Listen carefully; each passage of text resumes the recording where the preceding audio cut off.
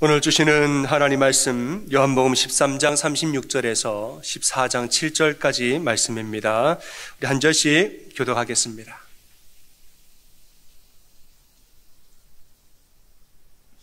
시몬 베드로가 이르되 주여 어디로 가시나이까? 예수께서 대답하시되 내가 가는 곳에 내가 지금은 따라올 수 없으나 후에는 따라오리라.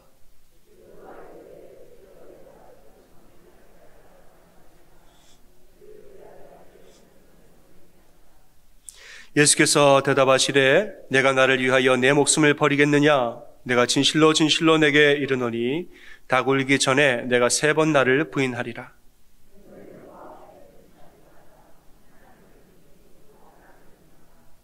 내 아버지 집에 거할 곳이 많도다. 그렇지 않으면 내가 너희에게 일렀으리라. 내가 너희를 위하여 거처를 예비하러 가노니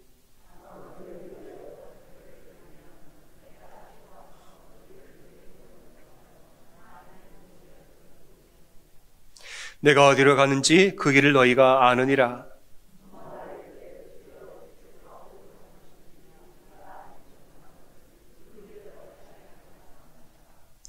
예수께서 이르시되 내가 곧 길이요 진리요 생명이니 나를 말미암지 않고는 아버지께로 올 자가 없느니라.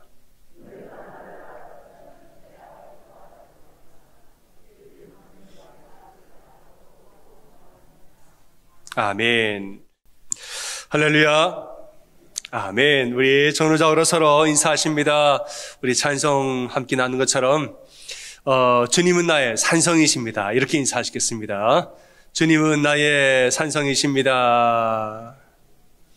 아멘. 여러분, 주님이 나의 산성이시고 구원이시고 나의 도움 되신 여호와, 우리 주님이 나와 늘 함께 계심을 믿고 늘 담대하게 사는 여러분 되시길 바랍니다. 오늘 찬송이 아무것도 두려워하지 말라 이 내용인데 마침 의도하진 않았으나 오늘 설교의 제목과 똑같습니다. 근심하지 말고 예수님 믿으라. 이 말씀과 아주 똑같습니다. 하나님이 우리에게 이런 은혜를 주실 때가 있는데 저는 믿는 바가 예배를 이렇게 드리다 보면 하나님이 탁탁탁 서로에게 은혜를 맞춰주시는 때가 있는데 그때는 보면 그 은혜가 특별히 필요한 때가 있더라고요. 근데 하나님 그렇게 우리를 인도하실 때가 있는 줄 믿습니다. 여러분 가운데 혹시라도 두려운 마음이 있는 분 있다면, 근심 가운데 있는 분이 있다면 오늘 이 예배 가운데 하나님이 여러분에게 지금 두려워하지 말라고 강력하게 말씀하고 계신 줄 믿고 담대하게 사는 여러분 되시길 바랍니다. 오늘 말씀해 보면 이제 6월절 전에 예수님이 제자들과 저녁 만찬을 하시지요.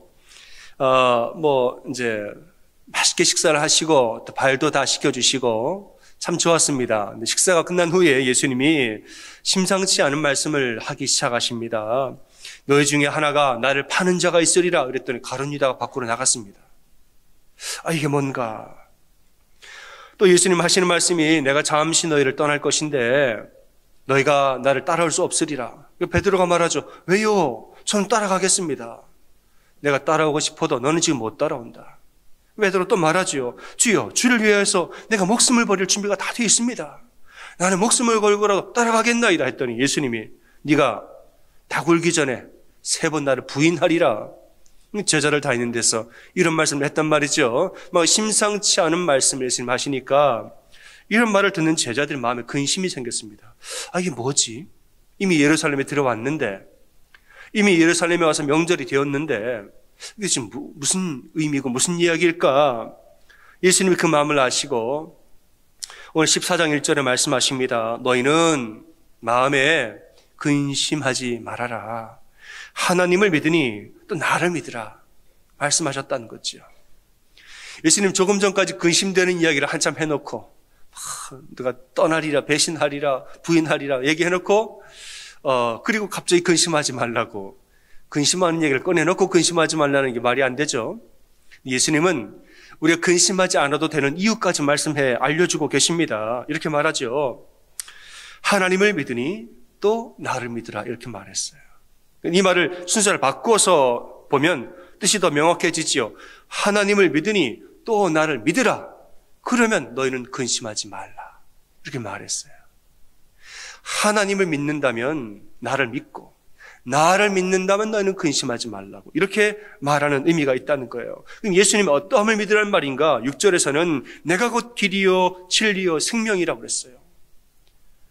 이 원어를 보면은 내가 유일한 길이요, 앞에 정관사가 붙어 있습니다. 내가 유일한 길이요, 유일한 진리요, 유일한 생명을 믿는다면 근심하지 말아라. 7절에서는 나를 본 자는 곧 아버지를 본 것이요, 말하자면 내가 곧 아버지라는 거예요. 내가 하나님 아버지 자체임을 믿는다면 너희는 근심하지 말아라. 예수 그리스도는 하나님의 아들이요 우리의 유일한 구원자요 길이요 진리요 생명임을 믿는다면, 이것을 진심으로 믿는 자는 고난이 와도 근심하지 아니하는 줄로 믿으시기 바랍니다. 그럼 제자들이 이것을 믿었느냐? 못 믿었어요. 제자는 어떻게 되느냐? 결국에는 큰 근심에 빠지게 됩니다. 이것을 믿지를 못하죠. 왜 믿지를 못하느냐? 얼마 후 예수님 잡혀가시는데 예수님 고초당하는 모습을 옆에서 다 지켜봤습니다. 이분이 하나님의 아들이다, 우리의 구원자라, 메시아다, 이렇게 얘기를 했는데 얼마 후에 끌려가서 잡혀서 조롱을 당하시고 뺨을 맞고 침을 뱉고 사람들이 휩싸여가지고 비난을 받고 여기저기 끌려다니고 말이죠. 다음날에 채찍질을 얼마나 당하시는지, 비명을 지르고 병사들에게 놀림을 받고 가시면류관을 쓰고, 이런 모습을 옆에서 지켜보는데 이 하나님이 어떻게 저럴 수 있지? 안 믿겨지는 거예요. 메시아라고 말했는데, 유일한 길이요, 유일한 진리요, 유일한 생명이라 말하는데 본인은 죽어가고 있네. 저렇게 수치를 당하고 고난을 당하는, 믿겨지지가 않는 거지요. 믿겨지지가. 이게 못 믿겠는 거예요. 못 믿을 게 뭐가 다가오냐? 두려움이 계속 남아있는 거예요. 못 믿으니까 두려움이 있는 것입니다. 예수님 십자가 달리셔가지고 죽어가실 때 사람들이 조롱을 합니다. 너는 너 자신도 구원을 못하면서 무슨 구원자냐고 말하는데 제자들이 대답을 못합니다. 이분이 구원자라고 대답을 못해요. 슬퍼만 하지. 대답을 못합니다. 그러니까 예수님 돌아가신 후에 믿지를 못하니까 근심에 쌓입니다. 제자들 예루살렘 어느 방에 모여가지고 문을 닫아 걸고 본인들이 근심이 쌓인 채로 이렇게 무서워가지고 떨면서 그 방에 있었다는 말이죠. 여러분, 이 제자들이 하나둘씩 벌써 고향으로 떠나기 시작하는 거예요. 나는 앞으로 어떻게 살까 미래를 걱정하게 되고, 어떤 제자들은 집으로 떠나가기 시작을 하고, 하나님을 믿으니 또 나를 믿으라. 그리하면 근심하지 아니하리라. 근데 하나님을 믿지 못하고 예수 그리스도를 믿지 아니하면 근심이 안 떠나갑니다. 더 근심하고 두려워하게 됐죠. 그런데 이런 제자들이 나중에는 다 바뀌어집니다. 나중에는 근심을 떨치고 담대한 제자들을 바뀌는 시점이 온단 말이죠. 언제냐? 부활한 예수님을 만난 후에 참된 메시아가 어떠한 분이냐를 알게 되고 그 뒤에 눈이 확 하고 열려진 경험을 하게 됩니다.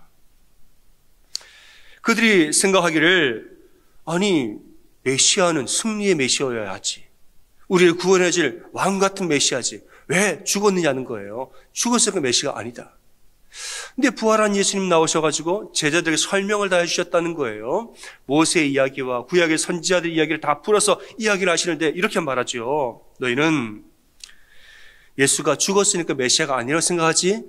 반대라는 거예요. 예수님이 죽었으니까 메시아라는 거예요. 죽었으니까. 근데 그 죄가 자신의 죄 때문에 죽은 게 아니라 바로 너희의 죄를 대신 죽었다는 거예요. 그리고 구약의 말씀을 보는데 메시아에 대한 예언을 봤더니 승리의 메시아가 아니라 우리의 질고를 대신 지고 우리를 위해서 죽으시고 우리를 구원하시는 메시아가 구약에 말하는 메시아라는 거예요. 그는 실로 우리의 질고를 지고 우리의 슬픔을 당하였거늘 우리는 생각하기를 그는 징벌을 받아 하나님께 맞으며 고난당하였다 하였노라. 그가 찔림은 우리의 허물 때문이요 그가 상함은 우리의 죄악 때문이라. 그가 징계를 받음으로 우리는 평화를 누리고 그가 채찍에 맞음으로 우리가 나음을 입었도다. 이사야의 말씀이 이 말씀이었구나. 이 말씀이 바로 그 말씀이었구나. 제자들 눈이 한번 확 하고 열리면서 메시아에 대한 생각이 완전히 바뀌어버렸습니다. 그리고 보니까 예수 그리스도야말로 진짜 메시아였던 거예요. 이 말씀을 알게 되니까 그 뒤에는 제자들이 탐대함을 회복을 합니다. 집으로 돌아가던 이 엠마오 마을로 가던 두 제자들이 다시 예루살렘으로 돌아와서 합류하고 기도했다는 거예요. 여러분, 세상에 이런 신이 어디 있습니까? 당시에 여러 나라들이 각자 자기의 신들을 섬겼지만은 이 다른 신들은 말이죠, 전부 다 인간이 신을 섬기지 신이 인간을 섬겨주지 않습니다. 바벨론에 마르둑이라는 신이 있습니다. 이 마르둑이라는 신은 인간을 노예처럼 부리는 신이에요. 아예 노예처럼 부리는 것으로 설명을 합니다. 인간은 신을 노예처럼 받들어야 돼요. 안 그러면 죽습니다. 애굽에는 다신론, 애굽엔 여러 가지 신들이 있습니다. 이 신들은 전부 다 재앙을 내리는 신이라 말하는 파리의 신, 개구리의 신, 재앙과 관련된 신들이에요. 이 신들이 재앙을 안 내리고 농사에 풍요로움을 주기 위해서는 인간들이 신을 잘 달래야 됩니다. 좋은 제물을 드리고 큰 제물을 드리고 때가 되면 와가지고 손을 빌면서 고개를 조아리고 잘 신을 어르고 달래야 돼요. 화가 나지 아니하도록. 여러분, 파리에 뭐가 대단한 인격이 있습니까? 개구리에 무슨 대단한 인격이 있습니까? 그런 신들이에요. 그러니까 어떤 대단한 어떤 철학적인 사고를 하는 신이 아니라 그저 잘해주면 좋고 화가 나면 재앙을 내리는 신인 거예요. 잘 달래야 됩니다. 안 달래면은 재앙을 내리니까. 그러니까 여러분, 이러한 신들을 믿으면, 이러한 신들은 믿으면 믿을수록 두렵습니다. 구슬을 하고 잡신을 섬기는 사람들, 사단의 수하지요, 다. 진짜 신은 아닌데, 이런 무당하면서 구슬을 하는 이런 사람들, 점치는 사람들, 이런 사람들 자기가 섬기는 신을 사랑합니까? 무서워하죠. 그 신이 무서워해서 나를 어떻게 해코지할까봐, 내 자녀를 해코지할까봐 마지못해 하는 거예요. 그러니까 사단의 사슬에 묶여서 사는 사람들입니다. 이러한 신은 믿으면 믿을수록 무섭고 두려워하는 거예요. 하지만 우리 하나님 어떤 하나님이에요? 우리 하나님은 요한복음 3장 16절에 하나님이 세상을 이처럼 뭐해요? 사랑하사. 하나님이 세상을 이처럼 사랑하사 자기의 누구를 내어주십니까? 독생자를. 하나님이 우리를 이처럼 사랑하사 자기 독생자를 주셨으니 우리에게 주셨다는 것. 이는 저를 믿는 자마다 멸망치 아니하고 영생을 얻게 하려 하심이라. 우리 얼마나 사랑하시는지 우리를 구원하시려고 자기 아들을 보내셨다는 거예요. 우리 예수께서 어떤 분이냐? 높고 높은 하늘보다 다 버리고 이 낮고 낮은 땅에 내려오사 사람의 형상을 입어 죽기까지 복종하셨으니 이는 우리를 구원하기 위함인 것이에요. 여러분, 이런 신이 어디 있냐는 거예요. 더군다나 예수께서는 이 땅에 오시사 죽으시는데 무엇 때문에 죽으시는가? 우리의 죄와 허물을 다 짊어지고 죽으셨습니다.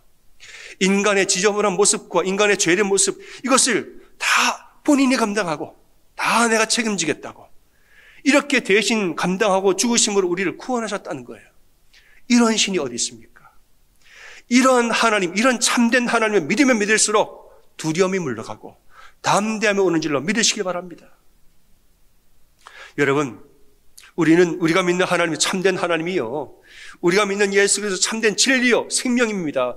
유일한 길이요 유일한 진리요 유일한 생명, 이런 하나님이 진짜 하나님이에요. 여러분, 하나님 믿는 것에 대해서 예수 그리스도를 주인으로 모시는 것에 대해서 여러분 자랑스러워 하시기 바랍니다. 아멘. 그런 거예요.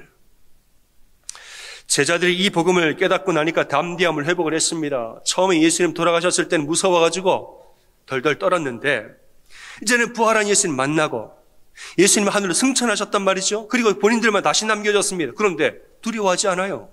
담대하지요. 예루살렘에 떠나지 아니고 모여서 열심히 기도를 했단 말이죠. 기도하는데 성령이 그들 가운데 임하사 오순절 날에 성령 충만함을 받고 제자들이 어떻게 됩니까? 예루살렘 온 거리를 돌아다니면서 복음을 전파합니다. 복음의 내용이 뭐냐? 너희가 죽인 예수가 메시아였다는 거예요. 여러분, 이게 용기가 없으면 할 수 있는 말입니까?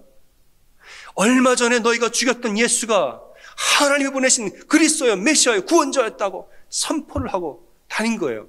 이거 담대하지 않고서 어떻게 이런 말을 합니까? 사람들이 물어봐요. 아니, 죽었는데 어떻게 메시아냐고 그랬더니 제자들이 하는 말이 죽었으니까 메시아지. 죽었으니까. 이 복음을 선포하고 다닌 거예요. 여러분, 예수님을 믿으면 모든 근심이 물러가고 담대하게 되는 줄로 반드시 믿고 사시길 바랍니다. 예수님은 내 인생의 유일한 길이요, 유일한 진리요, 유일한 생명이라 이렇게 말했습니다.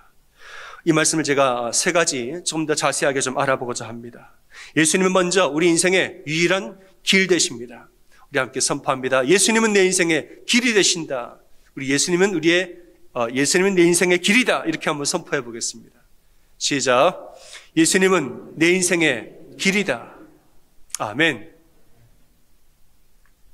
여러분, 길을 아는 사람은 담대한데 길을 잃어버린 사람은 두려워합니다. 요즘에 참 제가 신방 다니기가 좋습니다. 요즘 휴대폰에 GPS 기능이 다 있어가지고 여러분 주소만 딱 알려주시면 휴대폰에 주소를 딱 치면 길이 다 나옵니다. 제가 옛날에 제가 신방 갈 때 어느 골목 어디에서 제가 그렇게 다녔어요. 그런데 요즘에는 신방 갈 때 두려움이 없습니다. 길을 아니까. 근데 GPS가 없으면 운전할 때 걱정이 돼요. 우회전을 여기서 하나 다음에 하나 내가 지나왔나 안 지나왔나.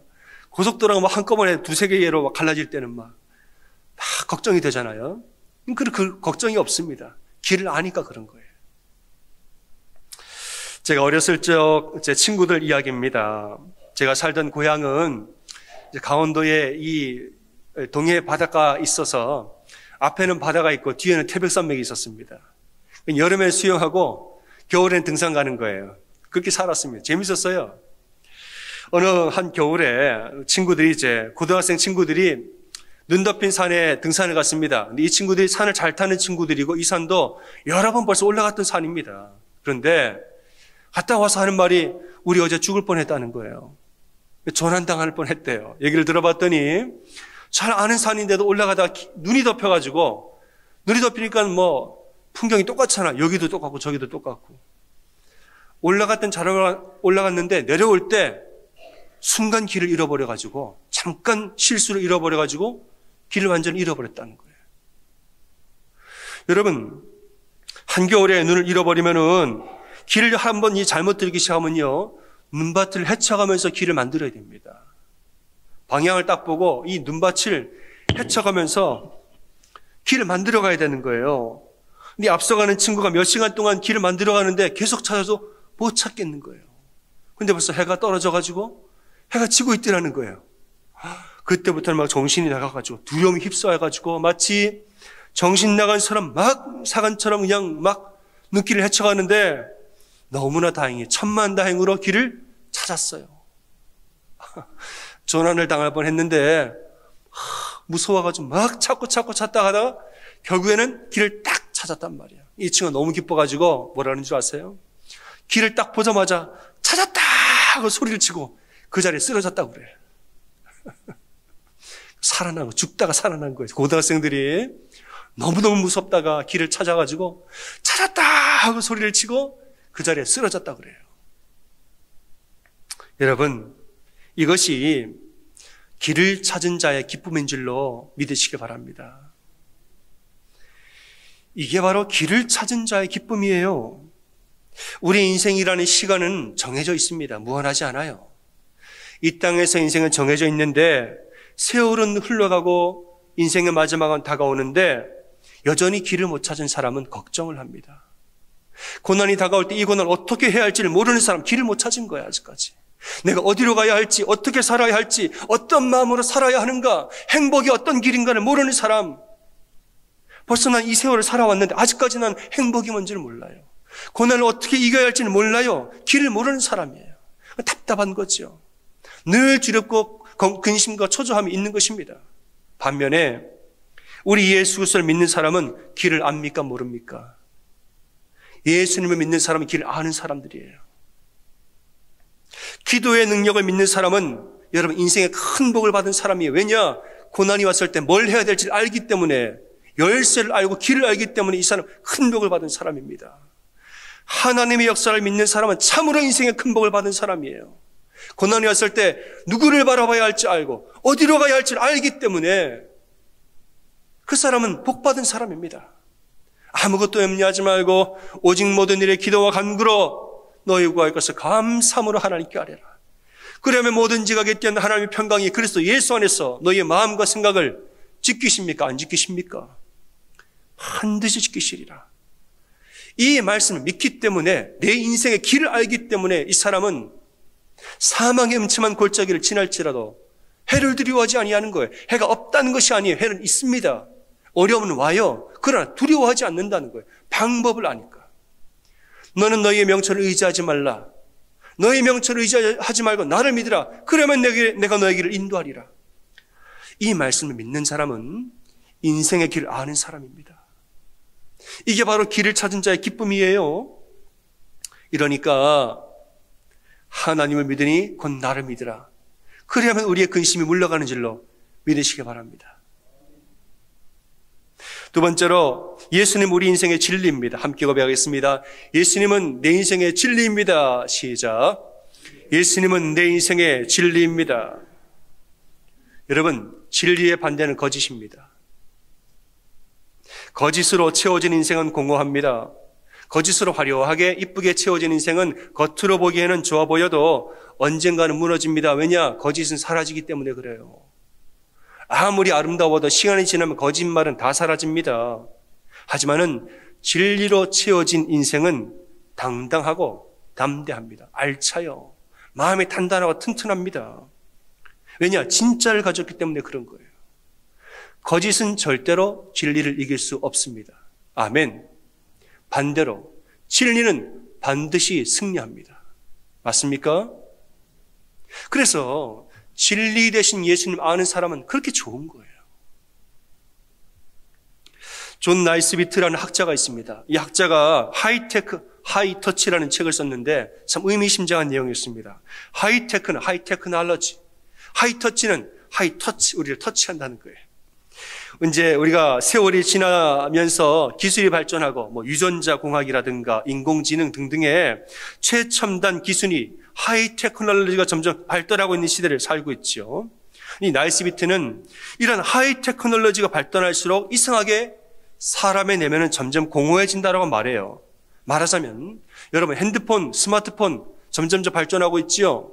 요즘엔 접는 것도 있고 앞으로 더 최신 기술이 더 나올 것 같아요. 하이테크놀로지. 그런데 여러분, 이런 하이테크놀로지가 편리하긴 한데 이상하게 마음이 공허해져요. 스마트폰이 좋아지니까 전부 다 하루 종일 스마트폰 보고 삽니다. 마음이 공허해지지요. 온라인 시대가 발달하니까 참 편리해요. 그런데 온라인 시대 너무 발달해가지고 사람을 안 만나니까 마음이 공허해지는 거예요. 바로 이런 것입니다. 이 사람이 벌써 10여 년 전에 한 말이에요. 그래서 이 사람 말하는 것은 하이테크의 시대에는 우리의 내면을 만져줄 하이터치가 있어야 된다는 거예요. 하이테크놀로지의 시대가 올 때는 반드시 하이터치의 기술도 함께 발달되어야 된다라고 말하고 있는 것이에요. 그러면서 하이터치의 가장 중요한 방법 중에 하나를 바로 신앙이라고 말합니다. 신앙. 인간은 영적인 존재이기 때문에 아무리 기술이 발달해도 영혼을 채워주는 신앙이 없으면 사람은 공허해진다고 말합니다. 그래서 이 기술이 발달을 하면 사람들이 점점 신을 떠날 것 같지요. 과학기술이 발달하면 교회 나오는 사람 없을 것이다. 아니라는 거예요. 기술이 발달할수록 사람들이 더 공허해지기 때문에 점점 더 신을 찾게 된다는 거예요. 문제는 엉뚱한 신을 찾으니까 그게 문제지. 진정한 신을 그들에게 소개하면 그들은 진정한 신에게 나온다는 거예요. 여러분, 인생의 행복에 있어서 첨단 기술, 하이테크놀로지는 여러분 진짜가 아닙니다. 이 하이테크놀로지, 첨단 기술은 우리를 편안하게 할 수는 있어도 행복하게 할 수는 없다는 것이에요. 영적인 존재는 그 영혼이 진리로 채워져야 행복하지 겉모습으로 기술이 발달한다고 행복해지는 것이 아닙니다. 우리는 바벨탑을 알고 있습니다. 바벨탑도 그 당시에는 최첨단 기술이었어요. 그런데 진리가 없으니까 금방 무너지는 겁니다. 여러분, 진리가 없으면 아무것도 아닙니다. 허망한 것으로 채워진 인생은 편리해 보여도 불안하고 풍부해 보여도 불안해요. 하지만 진리로 채워진 인생은 조금 불편하고 조금 부족할지라도 참으로 기쁘고 행복하고 담대하는 줄로 믿으시기 바랍니다. 세 번째로 예수님은 우리의 생명이십니다. 한번 고백하겠습니다. 예수님은 내 인생의 생명이다. 시작. 예수님은 내 인생의 생명이다. 그랬어요. 요한복음 1장 4절에서 5절, 그 안에 생명이 있었으니 이 생명은 사람들의 빛이라. 빛이 어둠에 비치되 어둠이 깨닫지 못하더라, 이렇게 말합니다. 여러분, 예수 그리스도를 생명의 빛이라고 표현했습니다. 예수님 누구냐? 생명의 빛이라 이거예요. 예수님이 빛 가시는 것마다 생명의 빛이 그 삶에 다 비춰진다고 그랬습니다. 마지막에 빛이 비치되 어둠이 깨닫지 못하더라. 그래서 공동번역에서는 이렇게 표현을 합니다. 어두움은 빛을 절대 이길 수 없다라고 번역을 했어요. 어두움은 빛을 이길 수 없다. 생명의 빛이 비춰지면 어두움은 물러가지 않을 수가 없다는 거예요. 예수 그리스도의 생명의 빛이 우리에게 비춰지면 어둠은 다 물러갑니다. 어둠 빛을 이길 수가 없습니다. 거짓말은 참말을 이길 수 없고 사단은 예수 그리스도를 이길 수 없는 줄로 믿으시기 바랍니다. 사단의 거짓말은 절대로 예수님의 진리를 이길 수 없습니다. 여러분 그거 아시죠?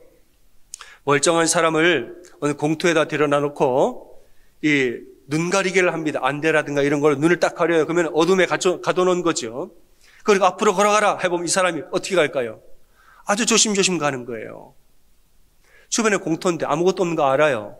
아는데도 아무것도 없는 걸 알면서도 눈을 딱 가리고 어둠에 가둬놓은 다음에 걸어가라 그러면은 벌벌 떨면서 갑니다. 옆에서 누가 장난치면서 멈춰 그러면 깜짝 놀라서 멈춰버려요. 아무것도 없는 공터인데도 사람이 그렇게 됩니다. 어둠에 갇히면 그렇게 되는 거예요. 하지만은 안대를 풀면은 다 보이니까, 빛이 다 비춰지니까 다 아니까 누가 뭐라 그러든 간에 공터다 우린 아는 거죠. 마찬가지입니다. 어둠 속에 방황하는 사람들은 무슨 말을 들으면은 겁이 나가지고 벌벌 떱니다. 어둠에 갇혀 있는 사람은요, 무슨 말을 들으면 벌벌 떨어요. 사단이 말하기를, 거짓말로 말하기를, 너 가만히 안 둔다. 사단이 우리를 속이면서 이런 말 저기 거짓말을 막 하면서 우리를 막 힘들게 하면은 막 무서워가지고 정말 그렇게 되는 줄 착각을 하고 살아요. 그 안에 생명이 없어서 사단을 의지하니까 자꾸 불안해하고 엉뚱하게 초조해 하고 엉뚱하게 그렇게 반응을 하는 것입니다.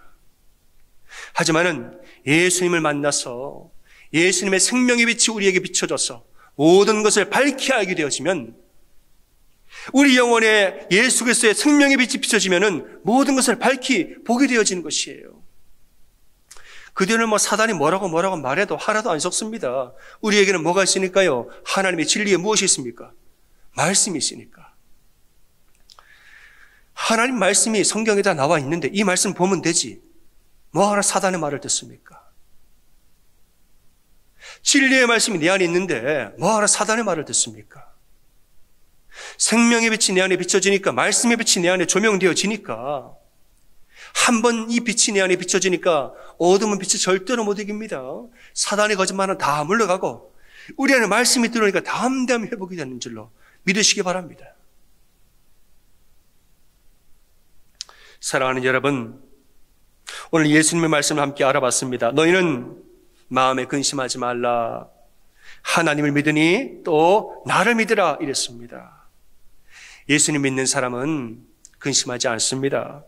예수님 우리의 길이요, 진리요, 생명이기 때문에 우리는 예수님 품은 사람은 어떤 사람이냐? 길을 찾은 자요, 진리를 품은 자요, 생명으로 사단을 이기는 자입니다. 여러분 안에 예수 그리스도가 계시다면 여러분 이미 승리한 인생인 줄로 믿고 사시길 바랍니다. 이 사실을 믿고 이 한 주도 살면서 여러분 담대하게 사세요. 이제 우리 찬양이 아무것도 두려워하지 말라. 주 너의 하나님이 지켜주시니 놀라지 말라, 겁내지 말라 말했습니다. 예수 그리스도를 굳건하게 붙들고 예수님만 바라보고 어떤 일이 있어도 우리는 길을 알고 방법을 알기 때문에 예수님께 나가 기도하세요. 간절히 기도하고 말씀을 의지하고 사십시오.